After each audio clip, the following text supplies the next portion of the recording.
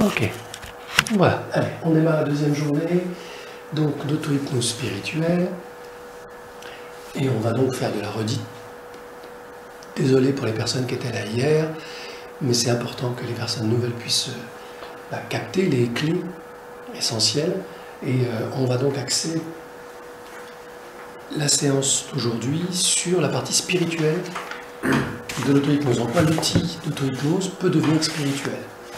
Et là encore, j'ai mis spirituel avec 3 petits points de suspension, parce que chacun a sa spiritualité. Je ne parle pas de religion. On peut avoir sa religion, c'est la spiritualité aussi, mais moi je l'utilise de manière neutre, spirituelle. Voilà. Et vous y mettez ce que vous voulez. Du divin, de l'universel, des annales akashiques, ce que vous voulez. Ça vous appartient. Ce qui est important, c'est que dans le mot spirituel, on retrouve l'esprit. Spiritus, donc son être profond. Derrière l'esprit, il y a l'âme, il y a ce que vous voulez, la conscience supérieure. Toujours pareil, ce sont des étiquettes. Chacun met les étiquettes qu'il veut. Donc, on a fait brièvement donc, un tour de table. Les attentes en hypnose spirituelle, pareil, elles sont très diverses. Chacun va chercher quelque chose de particulier. Connecter son guide, connecter sa conscience supérieure. Est-ce que j'ai un ange gardien? Est-ce que l'au-delà, ça existe? Est-ce que la 4e dimension, c'est quelque chose de réel? Qu'est-ce que je suis venu faire sur Terre? Enfin, il y a plein de questions qu'on va égrener tout à l'heure par rapport à l'hypnose spirituelle. Alors, sur le principe, vous avez l'accompagnement en hypnose spirituelle avec un thérapeute dûment formé à ça, qui vous accompagne dans une régression hypnotique à visée spirituelle. Et le gros avantage que j'y vois, c'est que c'est vous qui connectez et c'est vous qui canalisez. C'est pas le thérapeute. Donc le thérapeute n'est pas un médium qui vous donne de l'information. Il vous emmène devant la porte, franchissez la porte et vous connectez. Vos vies antérieures, vos guides, etc. Donc pour moi, c'est plutôt intéressant, toujours dans le sens de l'autonomisation. Après, si c'est compliqué et difficile, bien sûr, il y a des médiums, des clairvoyants, des thérapeutes qui font ça très bien. Ok? Donc il ne faut pas vous priver d'aide accessoires, parce que c'est parfois des accélérateurs de croissance. Parfois, pas toujours, mais ça peut l'être. Donc aujourd'hui, on va voir donc, bien sûr ce qu'est l'hypnose, les différentes techniques d'hypnose, la structuration de la conscience, l'hypnose spirituelle, qu'est-ce que c'est? Donc là, on verra bien tous les aspects de l'hypnose spirituelle. On verra aussi un cas très intéressant que j'aime beaucoup, qui est le cas de Pamela Reynolds. Donc, je vous en dirai plus tout à l'heure, qui est le premier cas avéré sur le plan médical de la conscience non locale. En clair, depuis près de 2000 ans, on a considéré que la conscience, enfin 2000 ans, on va dire depuis le 19e siècle, on s'intéresse au cerveau, on considère que la conscience se trouve dans la boîte. Et que quand la boîte s'éteint, la conscience disparaît.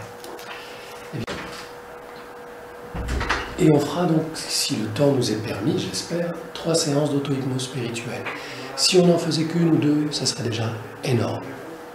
Parce qu'en une séance, on peut déjà connecter beaucoup de choses. Si on peut faire les 3, on fait les 3. On ne se met pas la pression. Je préfère en faire une bien qu'en faire 3 trop vite. On est d'accord?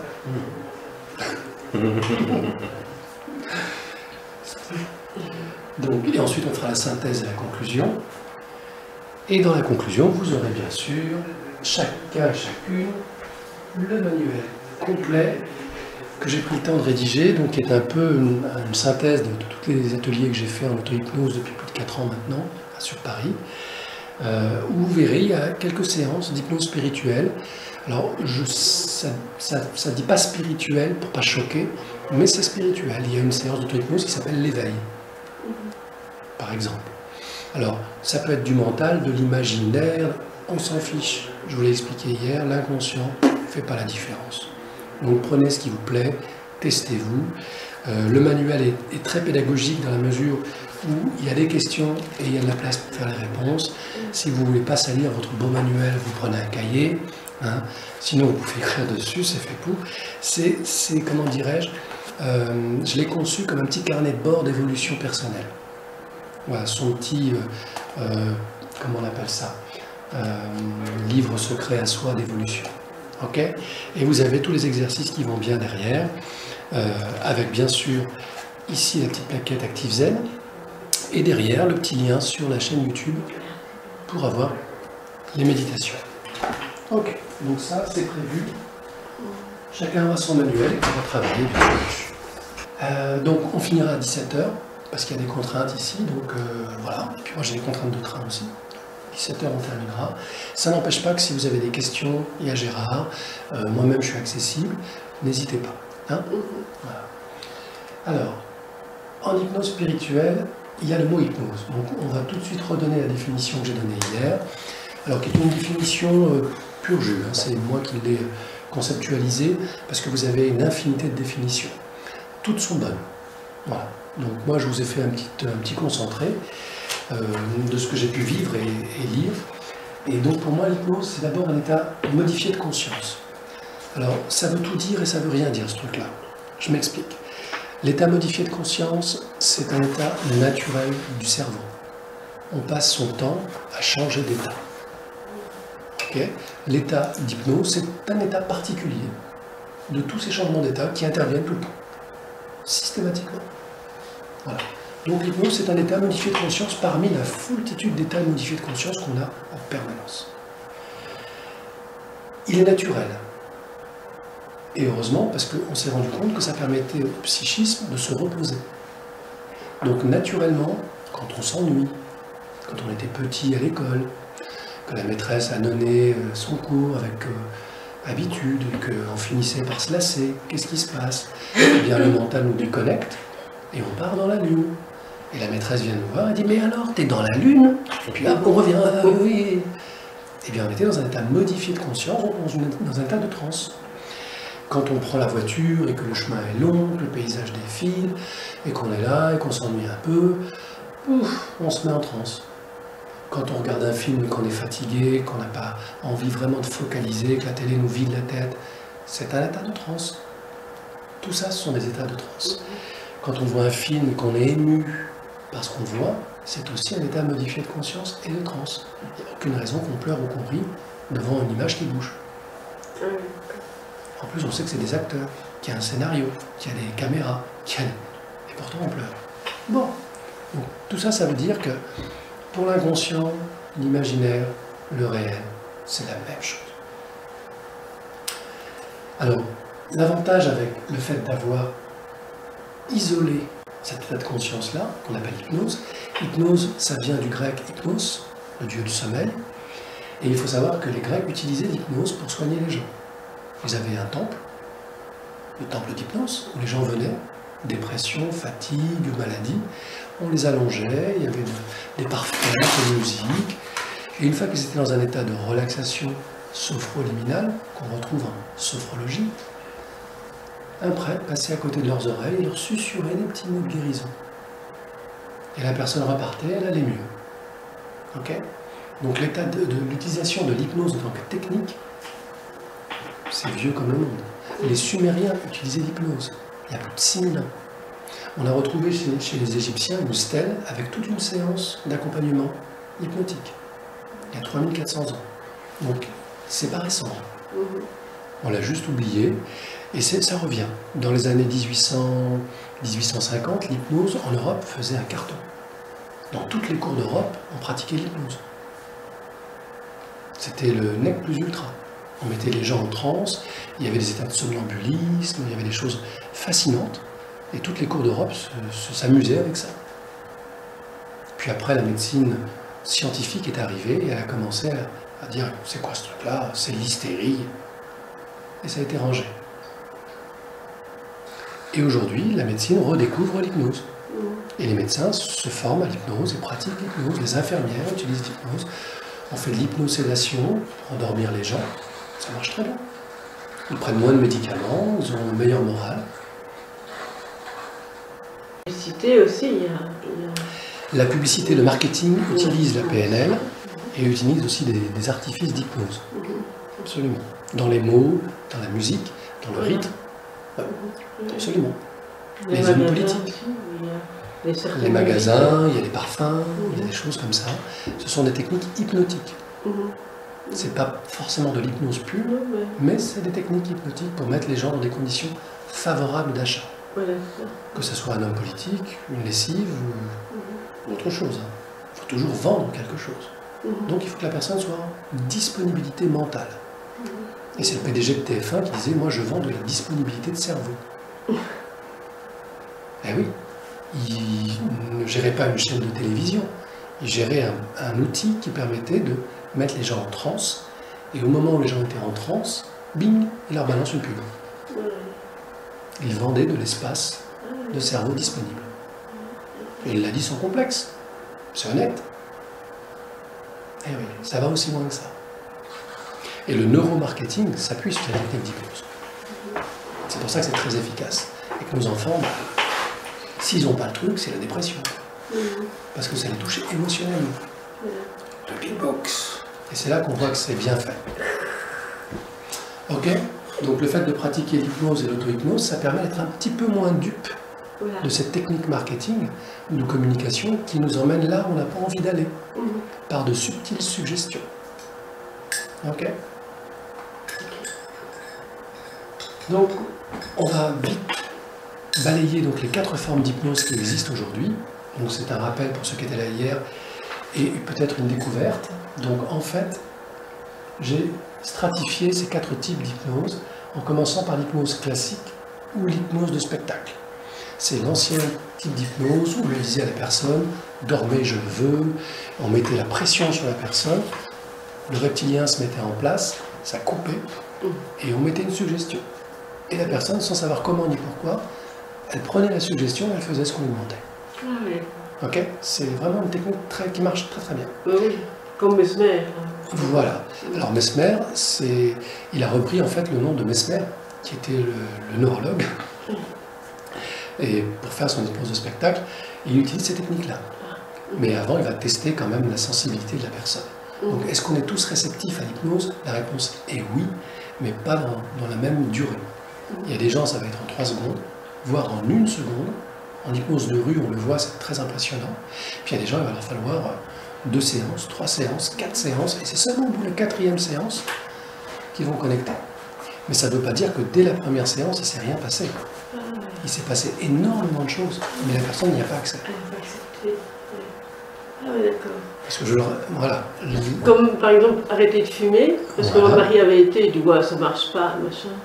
Maintenant, il a de toute façon arrêté de fumer. Et maintenant que vous me dites ça, peut-être que ça... Il y a un effet rebond, plus tard. Okay. Parce que l'inconscient gère notre survie. Notre rythme cardiaque, notre pression artérielle, les échanges cellulaires. L'inconscient fait tout ça, tout le temps. Et heureusement qu'on n'est pas conscient de ça, parce que notre cerveau il exploserait. Mais il gère des milliards d'opérations instantanément, chaque minute. Okay. C'est aussi le boulot de l'inconscient. Donc il prend tout. Il prend des choses que vous ne percevez pas. Hein. La luminosité, l'hygrométrie dans l'air, la pression de l'air sur votre corps, le champ électromagnétique qui nous entoure, tout ça, votre inconscient le capte. Mais pas votre mental. C'est aussi précis que ça. Donc dire je ne suis pas suggestible à l'hypnose, c'est juste impossible. Puisque votre inconscient déjà prend tout le reste, qui est 10 fois plus subtil qu'une simple séance d'hypnose. Ok? Mais le déclencheur et la conscience de ce qu'on a vécu vient peut-être plus tard pour certaines personnes. Et c'est juste. C'est que c'est le rythme de la personne et on respecte ça. C'est pas que ça a échoué. Il n'y a pas d'échec possible en hypnose. Il y a juste un effet rebond qui est plus tardif. Okay. C'est intéressant. Donc l'hypnose classique, ça amuse tout le monde, certes, mais ça permet de comprendre que ça marche. L'hypnose ericksonienne, là on va travailler en thérapie, donc c'est une transe dissociée. Je prends le mental en tant que thérapeute, je mets d'un côté, je travaille avec l'inconscient. Et je blablate avec l'inconscient pour qu'il change les choses à changer. Qu'est-ce qui peut changer? Toutes les thématiques qui peuvent gêner la personne. Des deuils qui ne sont pas terminés, des traumas, des peurs, des phobies, des tocs, des croyances limitantes, des dépendances, de l'insomnie, voilà. Et plein d'autres choses encore.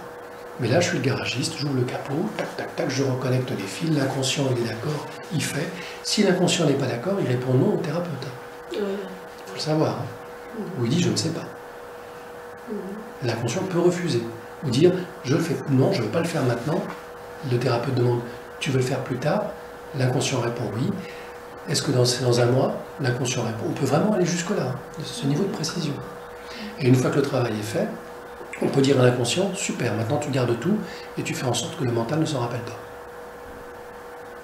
l'inconscient fait le job, la personne se réveille, revient à elle, elle dit « Ah, mais j'ai entendu quelques mots, mais il ne s'est rien passé. » Là, vous avez la preuve en tant que thérapeute que l'inconscient fait le job. Donc s'il a créé une amnésie, ça veut dire qu'il a fait tout le boulot. Et la personne repart en disant « Mais il ne s'est rien passé. J'ai perdu du temps et de l'argent. » Puis une semaine, un mois après, boum, le changement se met en place. Et elle ne sait pas pourquoi. Ah oui, d'accord. Okay. Mais justement, alors, la question dans l'hypnose de spectacle, etc., ça pourrait être dangereux dans le sens où finalement on manipule aussi les personnes en faisant, je sais pas moi, n'importe quoi, et que on ne sait pas qu'est-ce qui va être déclenché par rapport à ça. C'est une des limites de l'hypnose de spectacle. Ouais. Alors Mesmer est un ancien thérapeute, il a été thérapeute pendant 7 ans, donc il connaît ces limites-là. Malheureusement, quand vous avez une salle de 3000 personnes, vous ne pouvez pas tout contrôler. Même quand il y a 5 personnes, on ne peut pas contrôler les choses. Quand on parle d'hypnose et quand on fait de l'hypnose. Donc la limite de ce sujet-là, il y a 2 limites. La limite individuelle, la personne ne fera jamais ce qui est contraire à ses croyances, à ses valeurs. Jamais. Si vous lui demandez de se jeter par la fenêtre ou de tuer quelqu'un, c'est juste impossible. L'inconscient bloque. Okay, donc on ne peut pas aller au-delà de ce qui est acceptable pour la personne. Voilà. Sauf si la personne est un psychopathe. Bon. Mais si ce n'est pas un psychopathe, normalement ça doit bloquer. Et tout ça c'est relatif, hein. Mais dans 99% des cas, ça se passe comme ça. Deuxième sujet délicat par rapport à l'hypnose classique, c'est que le comédien, hypnotiseur, maîtrise les suggestions qu'il fait sur les personnes qui sont sur scène, et les personnes qui sont en salle peuvent tomber en transe et entendre des suggestions et se mettre à se lever dans la salle et danser comme les autres sur scène, parce qu'elles sont connectées. La difficulté, c'est que quand la personne se rassoit ou qu'elle revient dans son état entre la veille et le sommeil, elle est encore hyper sensible à toutes les suggestions qui peuvent arriver autour d'elle, positives comme négatives. Donc quand le spectacle se termine, elle peut très bien capter des suggestions de gens qui parlent autour d'elle, et ça peut poser un programme. Et elle peut repartir avec ce truc-là, comme on attrape un petit virus en allant à la piscine ou dans un magasin. Donc là, c'est la limite du sujet. C'est jamais bien grave, mais quand même, c'est une potentialité. Parce qu'elle est très sensible à ce moment-là. Ok ? Voilà. Donc, moi, je ne suis pas... Enfin, j'aime bien regarder des hypnoses de spectacle, mais c'est pas mon truc. Clairement. Moi, mon truc, c'est plutôt l'accompagnement. En ericksonien, donc, en travaillant avec le moteur de l'inconscient, et en collaboration avec lui, je ne peux rien lui imposer. C'est lui qui décide s'il fait ou ne fait pas, parce que c'est lui qui vous connaît. Ensuite, on passe à l'hypnose humaniste, où on va travailler donc en psychothérapie, donc avec un peu la partie identité de la personne. Donc là, on est en transe associée, donc c'est une forme de transe de pleine conscience. Là, il n'y a pas de garagiste. Le mental et l'inconscient connectés. Et la personne est tout le temps présente pendant toute la séance. Elle se rappelle de tout, quasiment. Et en plus, elle répond au thérapeute. Voilà. En hypnose ericksonienne, quand on veut faire parler la personne, ça donne... C'est très compliqué. Alors qu'en humaniste, la personne peut quasiment parler normalement. Pas tout à fait, mais presque. Okay ? Donc elle est bien là, mais en pleine conscience. Et on va travailler sur l'enfant intérieur blessé, le féminin, le masculin, le critique, et le sage, qui est ce qu'on appelle la partie la plus intelligente du cerveau, le cortex préfrontal. Et donc ça, c'est là où se trouvent toutes les blessures de l'enfance, les blessures de son propre sexe si on est une femme, ou de la polarité féminine si on est un homme, puisque les hommes ont des oestrogènes, et les femmes ont de la testostérone. Eh oui, 50-50. Donc il y a une part féminine dans les hommes, et il y a une part masculine chez les femmes. Et chacune de ces deux parties peut être blessée, en rapport au père ou à la mère, mais en rapport aussi à d'autres membres de la famille ou à la société. Et enfin le critique qui nous empêche d'être nous-mêmes, qui au départ bien sûr est un programme de sauvegarde, sauf qu'à un moment, ce programme de sauvegarde peut se transformer en tyran intérieur et nous empêcher de faire ce qu'on a envie de faire. Parce qu'on n'est jamais assez capable, parce qu'on n'est jamais assez intelligent, parce qu'on n'est jamais assez machin. Okay ? Donc ça, on peut le travailler en une séance et le remettre là où il doit être, c'est-à-dire au niveau de son rôle de protecteur. Il y a des gens qui ont une vie très compliquée avec ce petit bonhomme-là. Professionnellement parlant, ça, tous les coups, on y a droit. Et une fois que le sage est, je dirais, connecté, c'est-à-dire que vous avez connecté votre identité de manière sécurisée, en ayant bien réparé tout ce qu'il y avait à réparer, et bien vous commencez à connecter la deuxième pyramide, l'hypnose spirituelle. Parce que quand on a guéri toutes les blessures de vie, eh bien, il y a des questions existentielles qui apparaissent.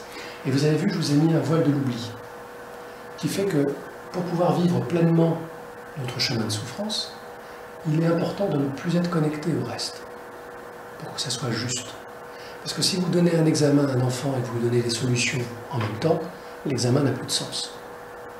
Donc, on laisse l'enfant se gratter la tête et trouver des solutions. Mais au bout d'un moment, bien sûr, on l'aide en lui donnant les corrections. Et il s'auto-corrige. Il n'y a personne qui le juge, c'est lui qui s'auto-corrige. Et bien c'est un peu ce qui se passe avec nous. Quand notre conscience s'éveille, le voile de l'oubli disparaît, et on appelle ça vivre en conscience. Et là, l'hypnose spirituelle peut commencer à apporter des éléments de réponse sur quelle est ma mission de vie, qu'est-ce que je fais là, qu'est-ce que je peux faire de mieux, de différent. Est-ce que je peux connecter à mon guide? Est-ce que les vies antérieures, ça existe? Est-ce que je peux y aller? Est-ce que j'ai un groupe d'âmes? Est-ce que les annales akashiques, ça existe? Est-ce que je peux y aller? Est-ce qu'il existe ce fameux conseil des sages? Donc tout ça... Qu'est-ce que c'est que c'est des annales akashiques? Alors les annales akashiques, ça rejoint l'idée de l'univers informationnel. C'est-à-dire que le principe qui prévaut, c'est que quand une information est créée, elle est de toute éternité. Ah oui, d'accord. Et elle va être stockée en tant qu'énergie pure, comme un code-barre, dans l'univers tout entier. Ça veut dire qu'en clair, il n'y a rien que je puisse faire ici que l'univers ne connaisse pas instantanément. Et on peut accéder à... Alors, certains localisent, mais ça c'est une vue mentale, je dirais, les annales akashiques en disant je vais dans un endroit spécifique, c'est un temple, comme une bibliothèque, mais cette fois quantique, donc sans limite. C'est très bien et c'est juste. Parce qu'on a encore ce corps et encore ce mental. Donc c'est un support pédagogique pour nous aider à accéder. Mais en fait, il n'y a rien de tout ça. C'est juste comment mes filtres spirituels modélisent l'information pour que je puisse ne pas être perdu. Ok? Donc ça, on le fait dans un état de pleine conscience, qui est aussi un état relatif. C'est pas la vraie pleine conscience. Puisque si c'était la vraie pleine conscience, on ne verrait rien de tout ça. On serait connecté au divin et tout serait là. Ok? Il n'y aurait pas de création. S'il y a création, c'est que vous n'êtes pas en état de pleine conscience. Vous êtes juste avant. Mais cet état-là, par rapport à notre état mental, c'est déjà un petit bout de pleine conscience. Ok? On va graduer ça. Donc, si tout ça disparaît, on est dans ce qu'on appelle les états d'épiphanie, de satori, de, comment dirais-je, de connexion divine, enfin voilà, on est dans des états très très particuliers, où tout disparaît. Et autre chose apparaît, mais qui est indescriptible pour le coup. On ne peut pas mettre de mots dessus. Voilà. Donc là, dans cette dimension-là de l'hypnose spirituelle, on va toucher à des choses qui tournent autour du sens de la vie, du soi, quel est le véritable soi, et du divin. Là aussi, divin, c'est un peu piégeant, parce que divin, ça sous-entend Dieu. Bon, sauf que j'ai mis divin et pas Dieu. Donc c'est de nature divine, mais ça n'est pas un Dieu. En clair, ça n'est pas connecté à une religion particulière. Ok, ça n'est pas connecté à des dogmes, à des croyances particulières. C'est juste un état d'être particulier, qu'on peut appeler christique ou divin. Ou alors, univers informationnel, universel. Et ça va très bien aussi. Ok? C'est toujours des étiquettes, mais on n'a pas d'autre moyen que d'utiliser l'ego pour échanger. Donc on utilise les étiquettes de l'ego. Okay? Et je reconnais vraiment volontairement que c'est piégeant. Mais ça fait partie de l'exercice aussi. Donc qu'est-ce qui se passe après une séance d'hypnose classique, ericksonienne, donc humaniste ou spirituelle? 9 fois sur 10, il se passe ça. Je ne crois pas avoir été en hypnose, car j'ai tout entendu et je me rappelle de tout. Ok? Et la personne est sincère. Ah oui. Sauf qu'elle a accès qu'à 5% de la réalité vécue. Et 95% de ce qu'elle a vécu, c'est en dessous. Okay, et ça vous donne aussi la difficulté de ce travail, ou cette mission d'accompagnant avec l'outil hypnotique, c'est que c'est très ingrat. Les gens changent, ils ne se rappellent même pas que c'est vous qui les avez aidés à changer. Eh oui. Donc si vous faites ce métier pour avoir de la reconnaissance, prenez un autre métier. C'est très très ingrat. Surtout si vous mettez l'amnésie. Alors là, pour le coup, t'as été voir, oh oui, ça ne servait à rien. Bon, tu se remplis juste le poche. Oui, je lui donnais de l'argent, t'es content, puis c'est tout. Hein. D'accord. Puis 15 jours après, 3 semaines après, qu'est-ce qui t'arrive? Tu fais, bah non, j'ai plus envie. Ah bah dis donc, ça fait 15 ans que ça te fait chier, maintenant c'est bon. Bah oui, c'est fini. Ça m'a pris, j'ai pris la décision. C'est moi. Tu vois, j'ai perdu de l'argent et du temps, c'est moi. C'est ça. 95% du boulot a été fait avant. Ok? Donc c'est pas rare d'entendre j'ai été voir un hypnothérapeute, ça n'a rien donné. C'est pas rare du tout. C'est même très fréquent. Ok? Et on l'accepte. Quand on fait cette mission de vie, on l'accepte. Ça fait partie du jeu. Parce que l'humain, il a besoin de l'immédiat. Donc, voilà. Si on va voir le docteur, tout de suite. C'est ça. Les gens viennent nous voir comme on va voir un médecin. Comme, voilà. J'ai une blessure, il faut me guérir. Bien sûr. Et une fois sur deux, le résultat est immédiat. Une fois sur deux. On peut obtenir un résultat immédiat. Mais une fois sur deux, c'est quelques semaines après. Le temps que l'inconscient prépare le mental à accueillir l'information et le changement. Votre inconscient, il vous connaît par cœur, donc il va faire les choses tranquillement. À votre rythme à vous, pas au rythme du thérapeute. Okay? Si on devait forcer les choses, on aurait le résultat.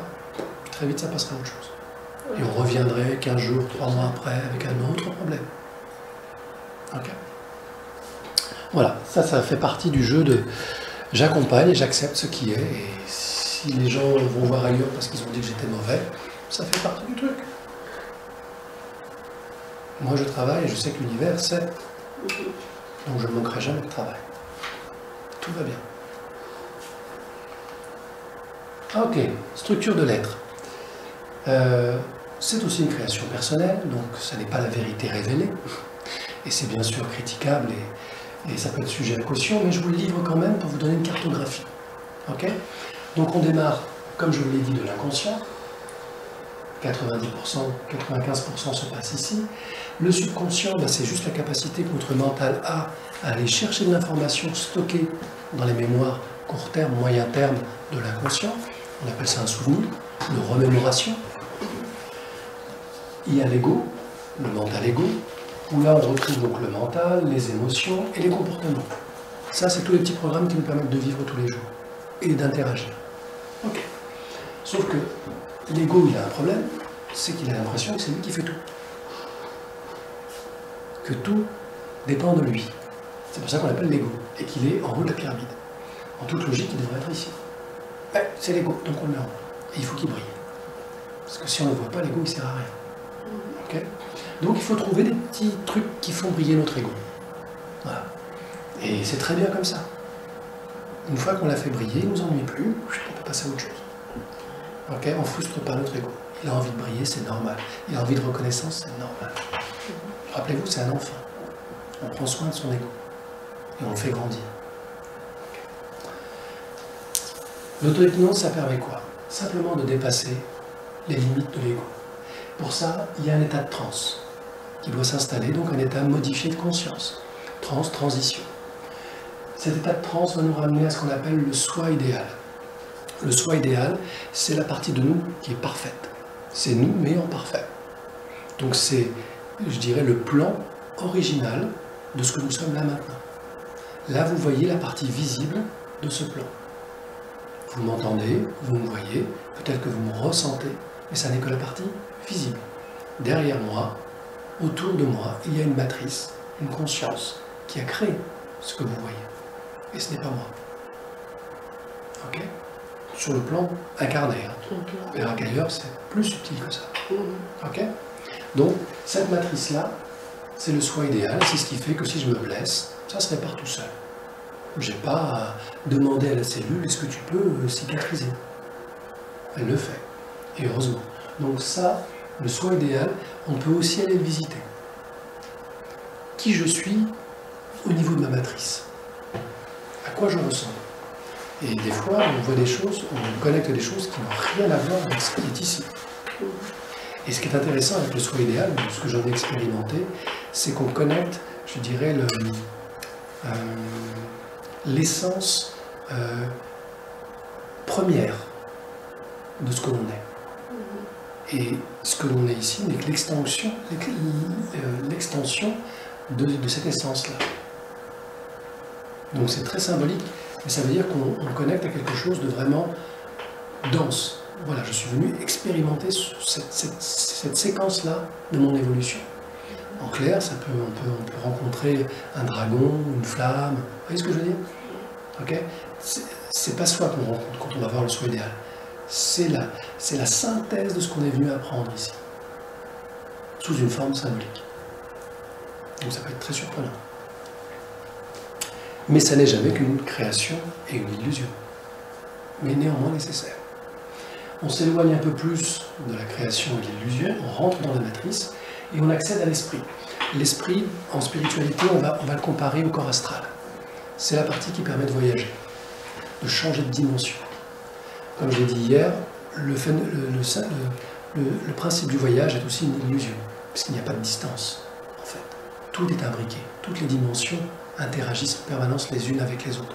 Donc tout est là, au même instant, au même endroit.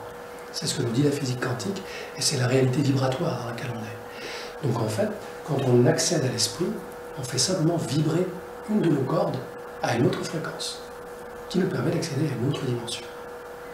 Comme si la vibration de cette corde était la clé pour entrer dans cette dimension. Mais elle n'est pas à des milliards de kilomètres, elle est là.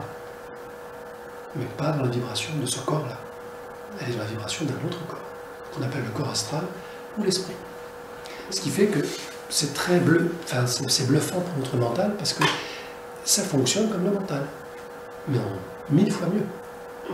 On voit, on entend, on ressent, mais 1000 fois mieux. Donc c'est troublant. On se dit, mais je rêve là, j'imagine tout ça, parce que c'est les mêmes canaux, c'est les mêmes sensations, c'est mon mental qui me... Et non. Si vous passez en état de transe, et ça on le sait parce qu'on a mis des gens dans des IRM, on les a fait dormir, et on leur a mis des capteurs, on s'est rendu compte que quand les gens rêvaient, le mental était coupé. En état d'éveil, on leur demande d'imaginer quelque chose, et on regarde toutes les sphères qui s'allument. En état de sommeil ou de transe, on leur donne des suggestions, on voit leurs yeux bouger, on sait qu'il se passe quelque chose. Et on voit des sphères non pas de l'imaginaire qui s'allument, mais les sphères de la visualisation, les sphères de l'audition. Mais pas le mental et pas l'imaginaire. Et pourtant, tout se met en place. Et quand on les réveille, ils vous disent, j'ai rêvé de ça, j'étais là, j'ai vu ça. Non, c'est pas possible.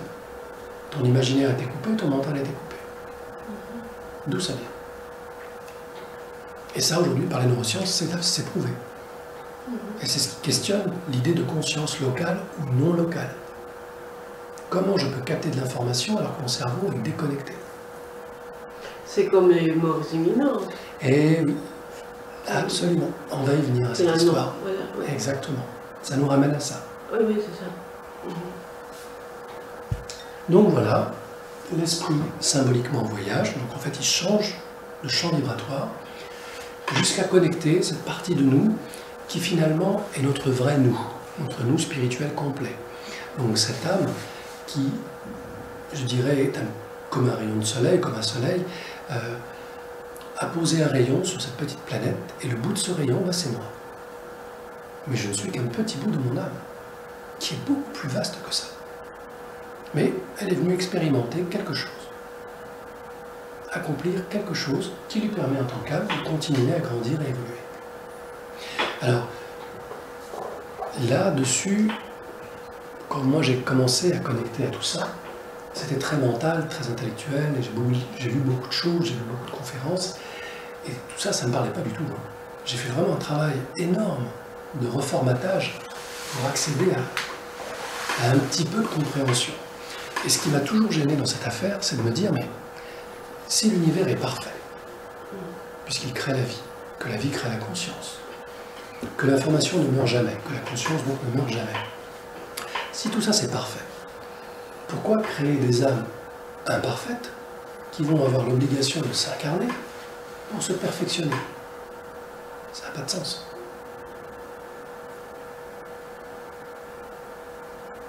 Moi, ça me posait problème. Si le divin est parfait, pourquoi créer des âmes imparfaites? Autant les créer parfaites tout de suite.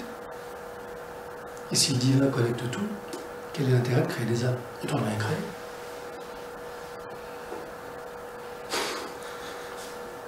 La réponse? C'est à vous de la trouver. Moi, j'ai trouvé mes éléments de réponse qui font que je suis ici aujourd'hui et que ce que je vous Pour propose l'évolution. d'expérimenter, ça répond en partie à ça. Ok? Et je vais vous donner des clés, mais pas de réponse. Ok? Ça, c'est pas mon boulot. Sinon, je vous enlève une belle découverte.